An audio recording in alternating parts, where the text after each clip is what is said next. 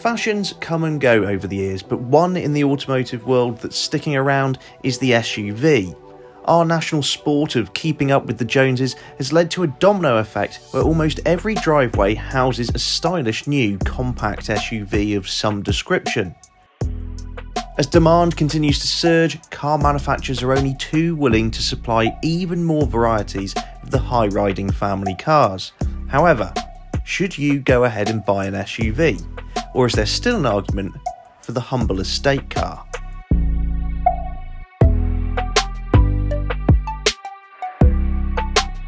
The family estate enjoyed huge popularity in the UK during the late 1980s and 1990s.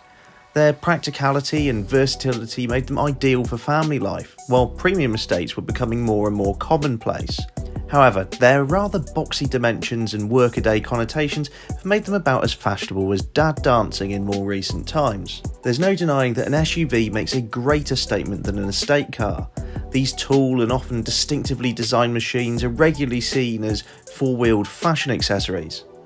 Being more interesting to look at is a big reason why they receive so much attention from customers in the showroom.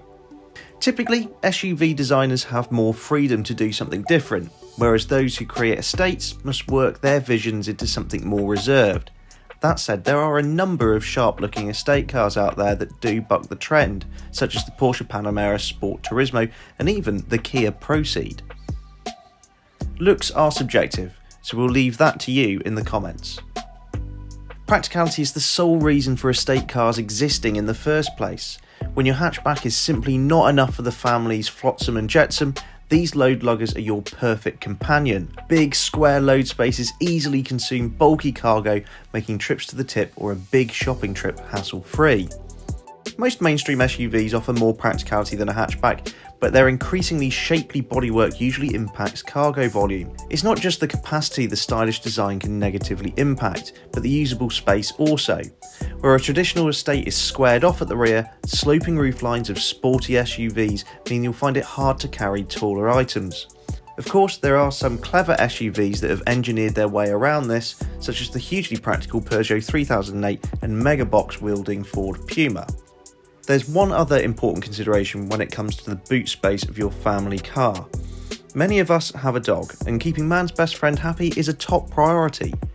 While Fido might be happy to spring up and into a tall SUV as a youngster, access may become an issue in older age. In this regard, an estate car is a better long-term decision.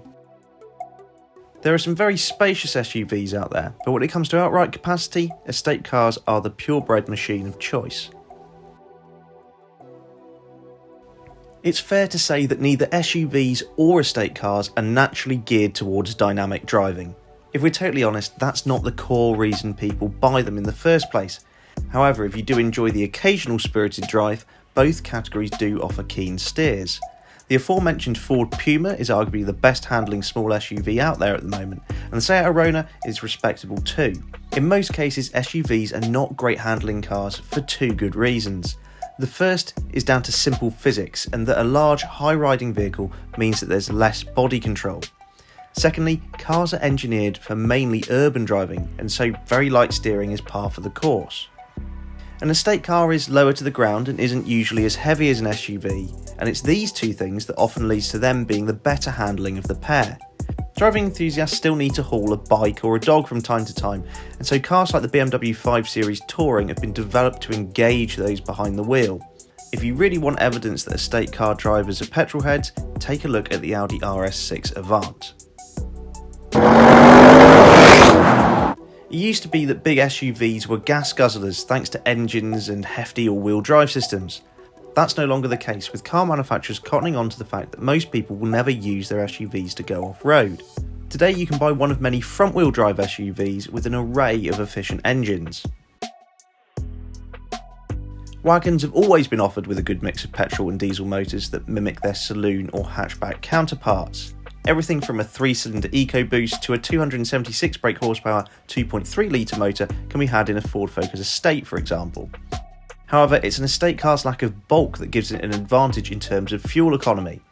A BMW 5 Series Touring xDrive 530D M Sport achieves 38.7 mpg to 40.9 mpg according to new WLTP testing, while the equivalent X5 with the same engine returns 34 to 37.2 mpg. It would appear that on paper at least the estate car makes a lot more sense. They are more practical, cheaper to run, and generally better to drive than their SUV siblings.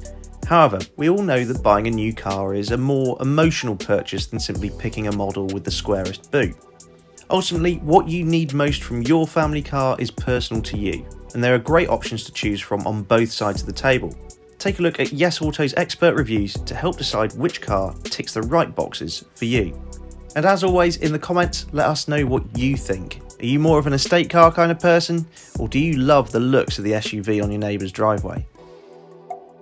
Head to YesAuto.com for the latest car news and reviews, and don't forget to check us out on social media. We're in all the usual places such as Facebook, Twitter and Instagram. Simply search for YesAuto.